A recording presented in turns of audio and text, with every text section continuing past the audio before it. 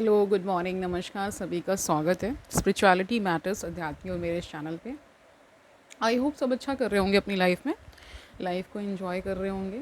और आजकल जो हम बौद्ध दर्शन कर रहे हैं उससे बहुत कुछ सीख रहे होंगे, आपका ज्ञानवर्धन हो ही रहा होगा। आज हम बौद्ध दर्शन के संप्रदाय जानेंगे, ठीक है। ठीक है। और आज इसको कंप्लीट करने वाले यानी इसकी भूमिका को थोड़ा सा जान लेंगे, और फिर इसमें जो भी आप जानेंगे उससे आप कहीं भी अगर आपको ये लग रहा है कि ये तो मेरी भावनाएं इससे आहत हो रही है, तो वो करने की आवश्यकता नहीं है। इसको वैसे ही पढ़ लीजिए जैसे कि, या जान लीजिए जैसे कि हम स्कूल्स में पढ़ते हैं। कुछ भी बहुत हर चीज़ तो हमें प्रिय नहीं लगता है ना, तो उसी प्रकार इसको आप ग्रहण कर लीजिए। ठीक है, शुरू करते हैं आज का सेशन। Let's get started. तो देखिए, बौद्ध दर्शन के संप्रदाय, the schools of Buddhist philosophy. बौद्ध दर्शन का इतिहास इस बात का प्रमाण है कि यद्यपि बुद्ध ने दर्शन की व्यर्थता प्रमाणित करने का प्रयास किया, फिर भी उनका दर्शन वाद विवाद से अछूता न रह सका। इसका कारण बुद्ध का पूर्ण युक्तिवादी होना कहा जा सकता है। उन्होंने अपने शिष्यों को बिना सोचे या समझे किसी बात को मानने की सलाह नहीं दी है। यानी कि अपना माइंड यूज़ करिए, अपना रीज़न यूज़ करिए और तब मानिए जो भी मानना है ना। ठीक है, यही बताया जा रहा है। उनके इस दृष्टिकोण में ही नए दार्शनिक मत का बीज विद्यमान था। इसके अतिरिक्त दार्शनिक मतों की उत्पत्ति का मूल कारण बुद्ध का दार्शनिक प्रश्नों के प्रति उदासीन रहना कहा जा सकता है। वे दार्शनिक प्रश्नों की चर्चा करना अनावश्यक समझते थे। जब उनसे आत्मा, ईश्वर, जगत तथा तथागत के स्वरूप के संबंध में कोई प्रश्न पूछा जाता था, तब वे मौन रहकर उन प्रश्नों का उत्तर टाल देते थे, यानी चुप रह जाते थे। कोई उत्तर नहीं दिया तो आगे कोई और प्रश्न ही नहीं उठेगा। इस जैसे ये शब्द है, जैसे ईश्वर है कि नहीं है, आत्मा है कि नहीं है, जगत का क्या है ना, ये सब पूछा जाता था तो मौन रह जाते थे। ठीक है, आगे जानिए। बुद्ध के इस मौन की व्याख्या विभिन्न प्रकार से अनुयायियों ने करना आरंभ किया। कुछ बौद्ध दार्शनिकों ने बुद्ध के इस मौन का अर्थ यह लगाया कि वे अप्रत्यक्ष विषय का ज्ञान असंभव मानते थे। इस विचार के अनुसार बुद्ध का दार्शनिक प्रश्नों के प्रति मौन रहना उनके अनुभववाद यानी इम्पीरिसिज्म ना तथा संशयवाद सेप्टिसिज्म, ये शब्द हैं, इंग्लिश के हैं, ठीक है, यह का परिचय कहा जा सकता है। आप बहुत सारा संशय तो रखते ही हैं, जीवन में संशय भी है। अब जैसे हम पूरा जब एक तरह से अध्ययन करते हैं है ना किसी के विचारों का, तो उसमें कुछ तो ऐसा मिल जाता है जो हमारे काम का होता है। कुछ ऐसे चीज़ें होती हैं जिनमें हम थोड़ा सा उससे दूर रहते हैं, है ना, ये भी होता है। ओके, दूसरे दल के बौद्ध दार्शनिकों ने बुद्ध के मौन का दूसरा अर्थ लगाया। बुद्ध तत्व शास्त्रीय प्रश्नों के प्रति मौन इसलिए रहते थे कि वे तत्व संबंधी ज्ञान को अनिर्वचनीय मानते थे, यानी उसका निर्वचन ही नहीं हो सकता है। ईश्वर, आत्मा इत्यादि ऐसे विषय हैं कि उनका ज्ञान तार्किक युक्ति के द्वारा संभव नहीं, यानी आप लॉजिक नहीं उसमें यूज़ करके उसको एक मतलब कह सकते कंक्लूजन पे नहीं आ सकते हैं, ये बात कही जा रही है। इस प्रकार कुछ बौद्ध दार्शनिक को कह रहे हैं कि इस प्रकार कुछ बौद्ध दार्शनिक बुद्ध के मौन के आधार पर रहस्यवाद यानी मिस्टिसिज्म है ना का शिलान्यास करते हैं ना, यानी कि उसका फाउंडेशन स्टोन रखते हैं। ओके, ऊपर की चर्चा से प्रमाणित हो जाता है कि यद्यपि बुद्ध स्वयं दार्शनिक तर्क वितर्कों से अलग रहते थे, फिर भी उनके परिनिर्वाण के बाद बौद्ध धर्म के दार्शनिक वाद विवाद का सूत्रपात हुआ। कहा जाता है कि जब बौद्ध धर्म का प्रचार भारतवर्ष तथा अन्य देशों में हुआ, तब सभी जगह यह कठोर समालोचना का विषय बन गया। यानी जहाँ जहाँ ये विचार गए, जहाँ जहाँ ये दार्शनिक मत गया है ना, बौद्ध के विचार गए, तो वहाँ पे वाद विवाद भी खड़ा हो गया। आप किसी भी देश में कुछ भी लेकर जाएंगे, अपना धर्म लेकर के जाएंगे या अपने विचार लेके जाएंगे, तो वहाँ तर्क वितर्क होना स्वाभाविक है ना, यही बता रहे हैं। बौद्ध प्रचारकों के सामने अनेक ऐसे प्रश्न पूछे जाते थे जिनके उत्तर उन्हें स्वयं बुद्ध से प्राप्त नहीं हो सके थे तथा जो उन्हें स्वयं अस्पष्ट थे। ऐसी परिस्थिति में उन्होंने अपने धर्म की रक्षा तथा दूसरों को अपने धर्म के प्रति आकृष्ट करने के लिए बुद्ध के मतों का परिवर्धन करना आवश्यक समझा। इसका फल यह हुआ कि बौद्ध धर्म में अनेक दार्शनिक संप्रदायों का जन्म हुआ। बुद्ध अपने जीवन काल में इसकी कल्पना भी नहीं कर पाए थे, यानी बुद्ध ने ये कभी नहीं सोचा था कि मेरे बाद ऐसा कुछ होने वाला है।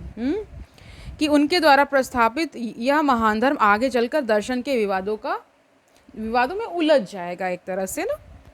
बुद्ध के विचारों के विपरीत बौद्ध विद्वानों ने दर्शन के क्षेत्र में प्रवेश किया, जिसका फल यह हुआ कि बौद्ध धर्म में क्रमशः 30 से अधिक शाखाएं विकसित हो गई। इनमें 4 शाखाओं का भारतीय दर्शन में महत्वपूर्ण स्थान है। तो 4 शाखाएं जान लीजिए। ये शाखाएं निम्नलिखित है: माध्यमिक शून्यवाद, योगाचार विज्ञानवाद, ये दूसरा है, ठीक है। तीसरा क्या बताया? सौतांत्रिक बाह्य अनुमेयवाद ना, और चौथा वैभाषिक बाह्य प्रत्यक्षवाद। तो ये सब हम पढ़ेंगे, एक एक करके पढ़ेंगे, ठीक है। आज हम केवल इसकी भूमिका बना रहे हैं, इसके बारे में जान करके, ठीक है। तो आप सभी समझ पा रहे हैं कि 30 से अधिक, नहीं 30 से भी ज़्यादा इसमें शाखाएं हो गई थी, लेकिन 4 मुख्यतः भारत में जो हमें मिलती हैं या इसका ज़्यादा बोलबाला है, उसके बारे में हम जान रहे हैं। बौद्ध दर्शन की 4 शाखाओं के वर्गीकरण की जड़ में 2 प्रश्न निहित हैं। वे 2 प्रश्न जान लीजिए क्या हैं। पहला है, किस प्रकार की सत्ता का अस्तित्व है, ठीक है। दूसरा बताया, बाह्य वस्तु का ज्ञान किस प्रकार होता है। पहला प्रश्न अस्तित्व संबंधी है, जबकि दूसरा प्रश्न ज्ञान संबंधी है। पहले प्रश्न के कि किस प्रकार सत्ता का अस्तित्व है, 3 उत्तर प्राप्त हैं। पहला उत्तर यह है कि किसी भी वस्तु का अस्तित्व नहीं है, सभी शून्य है।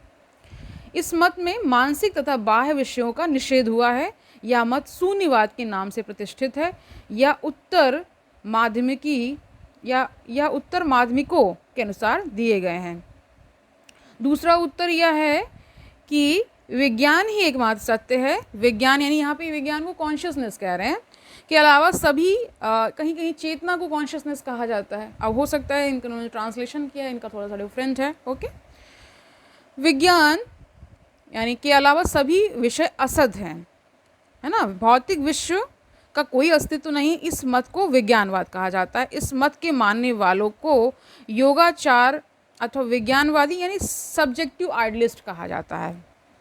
तीसरा उत्तर यह है कि मानसिक तथा विषयगत दोनों प्रकार की वस्तुएं सत्य हैं, यानी दोनों प्रकार की वस्तुएं सत्य बता रही हैं, मानसिक भी होती हैं और क्या बताया, विषयगत।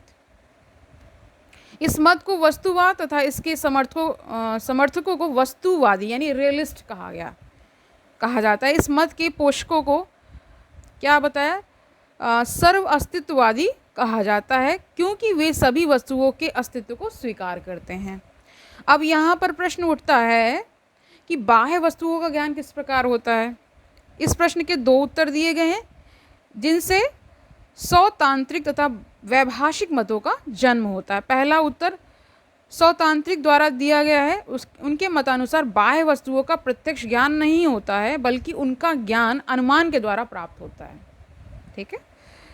अतः यह मत बाह्य अनुमेयवाद कहलाता है। दूसरा उत्तर वैभाषिक के द्वारा दिया गया है। उनके मतानुसार बाह्य वस्तुओं का ज्ञान प्रत्यक्ष के द्वारा होता है, यानी प्रत्यक्ष जो देख रहे हैं उसी से बता रहे हैं, इसीलिए यह मत बाह्य प्रत्यक्षवाद कहा जाता है। इस प्रकार बौद्ध धर्म की 4 शाखाएं निर्मित हो गई हैं। इन 4 शाखाओं में शून्यवाद तथा विज्ञानवाद महायान संप्रदाय के अंतर्गत है, तथा बाह्य अनुमेयवाद और बाह्य प्रत्यक्षवाद हीनयान के अंतर्गत है।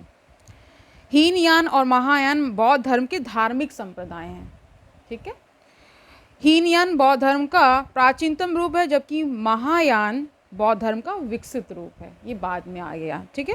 हीनयान का आदर्श संकुचित है यानी सीमित है, जबकि महायान का आदर्श उदार है। हीनयान का लक्ष्य वैयक्तिक है और महायान का लक्ष्य सार्वभौमिक है या सार्वभौम है। अब हम एक एक करके बौद्ध दर्शन के संप्रदायों का विवेचन करेंगे, ठीक है। तो विवेचन करने का मतलब ही है कि आप ये समझ पाएंगे कि क्या क्या इसमें ज़रूरी है। तो कल हम माध्यमिक शून्यवाद लेने वाले हैं, ठीक है। इसके कंटिन्यूएशन में रहेंगे, ये थोड़ा सा इसको अच्छे से समझते हुए चलेंगे, क्योंकि ये बहुत ही विश्वविख्यात है, ठीक है। अब आप ये भी जान पाएंगे कि बौद्ध दर्शन अपने आप में कह सकते हैं कि इसमें ये अनूठा तो है ही है। जो भी दर्शन हम पढ़ते हैं या उनके जो अग्रगणी हैं या उनके जो फॉलोवर्स रहे हैं, वैसे तो बुद्ध से ये निकल के बुद्ध ने ही जो विचार रखे वही एक पूरा एक तरह से धर्म बन गया और उसको लोग मानने वाले आ गए और इस तरह से कंटिन्यूएशन में सारी चीज़ें आती चली गई हैं। लेकिन जब जैसे अभी भी अभी क्या या क्या दर्शन शास्त्र रुक चुका है? नहीं, उसका विकास होता रहता है, नए नए चीज़ें आती रहती, नया नया आइडिया आता रहता है, नए नए विचार आते रहते हैं, फिर उसको कुछ लोग मानने लगते हैं तो वो फिर एक पर्टिकुलर धर्म या संप्रदाय इस तरह से बनता जाता है। ठीक है, तो कल मिलते हैं, तब तक आनंद से पढ़िए, पढ़ते रहिए। मेरा मतलब स्वाध्याय करने से है, जब तक आप खुद नहीं पढ़ेंगे तो फिर उतना ज्ञान आपका समृद्ध नहीं हो पाएगा। ओके, तो पढ़ते रहिए, आनंद लेते रहिए, अपने जीवन को एक सही दिशा में लेके जाइए और दूसरों से जितना हो सके शिष्ट रहिए। और ये भी याद रखिए कि दर्शन शास्त्र में बौद्ध दर्शन का अपना एक महत्व है। कल मिलते हैं, तब तक के लिए हरि ओम तत्सत।